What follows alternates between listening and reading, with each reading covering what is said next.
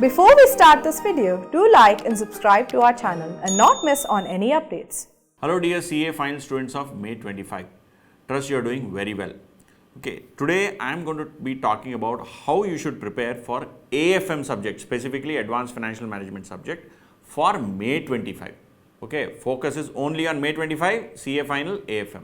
And before we proceed further, I would request you to like this video, subscribe to our channel, share this video, inform your friends, download our app and do all that is required to stay connected with us, because we are here to assist you and update you of all the latest events and all the latest important news, notifications, everything as far as your CA final exams are concerned. Okay, now that is out of the way, let us get right into the issue. What is it that I want to discuss today? How should you prepare for May 25 CA final AFM paper?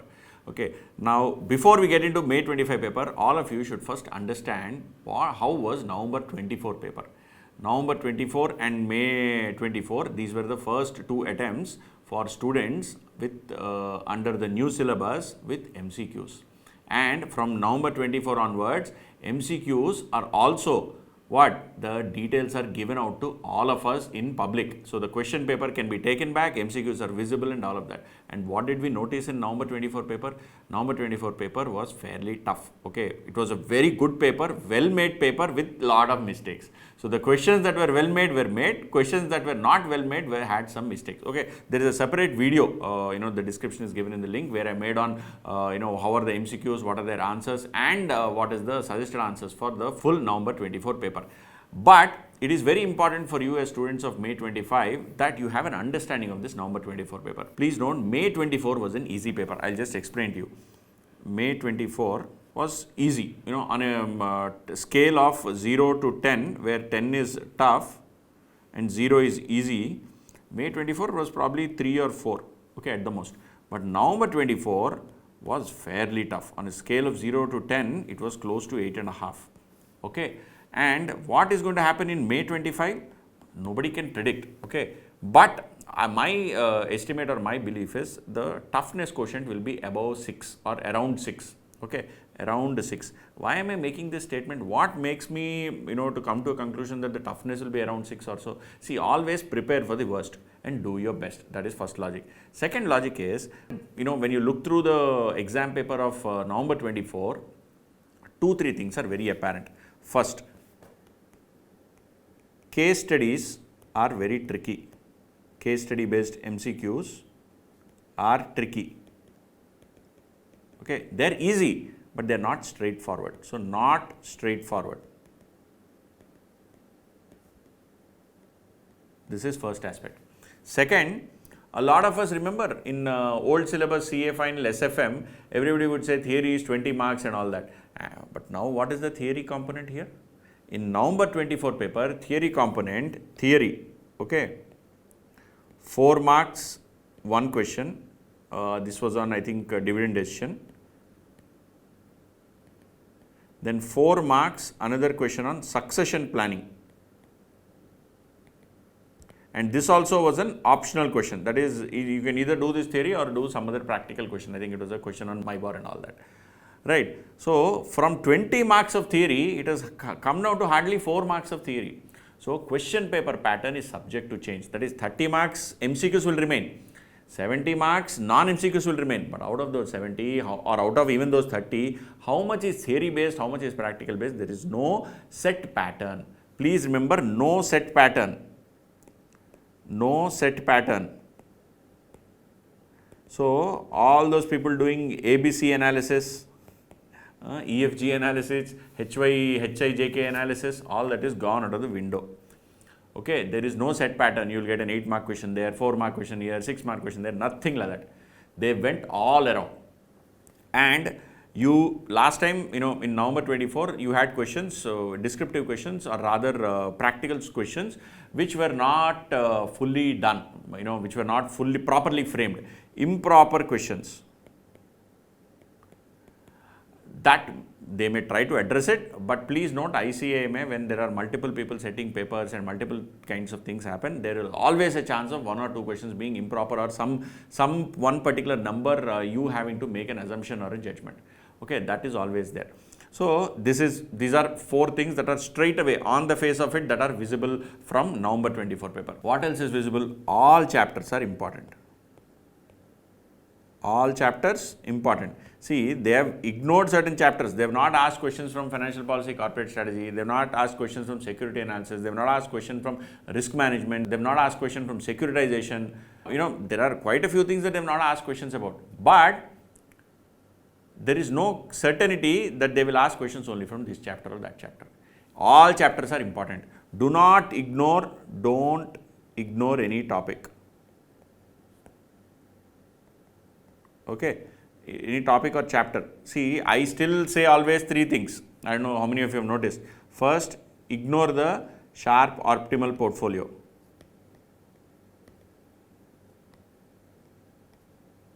Then you have these deep questions in international financial management where they talk about multiple growth rates, multiple entire P&L has different growth rates for different line items of P&L. Then there is a currency, there is an exchange rate, there are interest rate.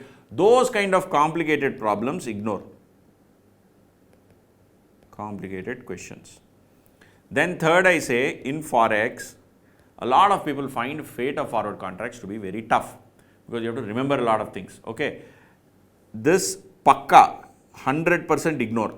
Okay, this IFM complicated questions probably 50% you can try and attempt. This Forex, it is a small thing, only one topic, fate of forward contract. This I say don't ignore it. 75% of the time you should study. There is a 25% chance that you can ignore. Okay, so what I mean by 100% is pakka ignore, no problem, it will not come. Here 50%, what I mean is, it may come, but you should be able to solve, but it takes away too much of your time. Whereas this fate of forward contract, it has been asked multiple times, so there is a good chance it may come. If you are able to understand it, please study. So only 25% of the students may, if you are very tight, if you are not able to understand no matter how much effort you put, for 25% of the students may choose to ignore that contract. But if you are able to understand, if you are able to spend time, because you have 6 months now, 6 months from November 24 to May 25, you have 6 months, please put effort on that. Okay, these are the only 3 things I ask my students to ignore, or say that they may be tough, they may be complicated, they take away your energy, time, drain, and hit your confidence. Other than these 3, don't ignore anything else. Other than these 3, please do not ignore anything. And here also, IFM, I am saying if it is a complicated question, don't spend time. Fate of forward contract, I am saying you attempt it 2-3 times during this 6-month period. There, if you still not able to understand, then ignore. Otherwise, don't ignore.